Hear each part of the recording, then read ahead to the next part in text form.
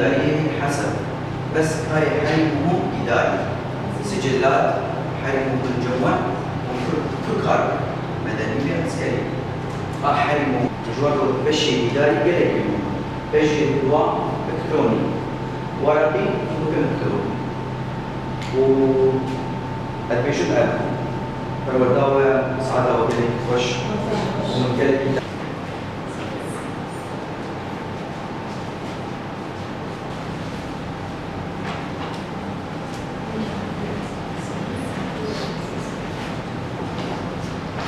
ام دخوازن انه مثلا مهنه دين اليكي تشجني مني ولات باريس دبيو بي باجاري مدي دولاتي مدي تجاري برا سر نقط كي نسكنه نبي يرو از جنم نخاسم بيركا جن بيشتي تزوجي انه از مام دندري في مالي دي ات مطبخي كار بكم از بزاروكا خدي بكم از آلتك دندري في مالي دبي تو جودام التنبي تقوت نام التنبي تقرارام التنبي دبي ازهرم كده كي از شبياب سكنم دبي جن ماغو ايروني بي ملتي ما يعني امي تمثيل بكن جباكا كردي جباكا دنياي قتش نبسا كردي انه جباكا ما كابوكه باسكك جنيه باسكك زلامه افكا بوكا يا تباسك يا جنيه تجيك ويتشلو بفره إذا أم إيرو نني بي مجتمعا بحسبي أم بوني سير بي جفاكي الپروردانا دائما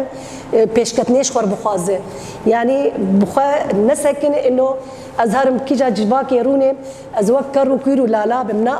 أزخو إثبات بكم إمكانياتي مهنة أسكارم حرتشتي بكم بيم البي زلام به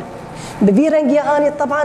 أمي ولاتي خوجي باريس بكن وأمي سرخبوني جي بديني وأمي وقت بيت شتشتي بيشكتني هبجي أمي بدن زاروكي خو وقت يجن بزوجن أمي واجب خراكن نبي إنه أزيرو الجنم از مجالك تنت كار بكم برا ثقافي بي برا اقتصادي بي برا إيرو الطبي بي السياسي بي الديني بي يعني دبي الأم مدرسة إذا عددت شعبا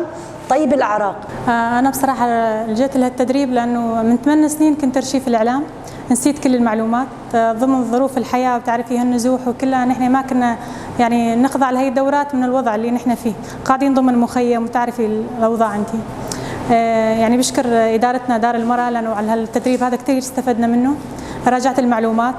تعلمت كثير نقاط مهمة بالأرشيف، بصراحة ما كنت بعرف يعني ضمن إدارتنا إنه فيها الشغلات سكانر ديوان ورقي إلكتروني، هي كل الشغلات كنا نحن على موجب الظروف اللي عم نتعرض لها وهالكهرباء ما عم نرشف بس